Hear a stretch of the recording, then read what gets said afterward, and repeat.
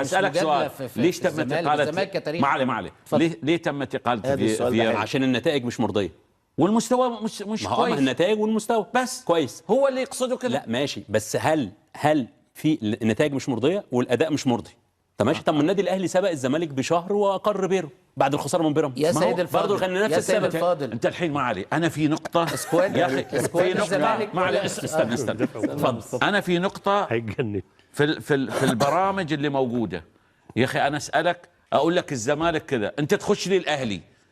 ليه الزملكاويه كذا بالضبط؟ لا انا ما دخلتش الاهلي. انا بدلل انا على الحين اكلمك عن فييرا، قلت لي ليه الاهلي ما الاهلي اقر بيرو؟ لا هو ده اعلامي ولا زملكاوي ولا اهلاوي، الراجل بيتكلم بحياديه، وملاحظ ان كل الزملكاويه الاعلاميين بيدخلوا النادي الاهلي في مقارنه مع الزمالك، ودايما بيبصوا للنادي الاهلي، مع ان النادي الاهلي بعيد قوي عن نادي الزمالك في كل حاجه. دايما الاعلاميين الزملكاويه والجمهور الزمالك والزمالك ذات نفسه بيقارن نفسه وبيقلد النادي الاهلي في كل حاجه.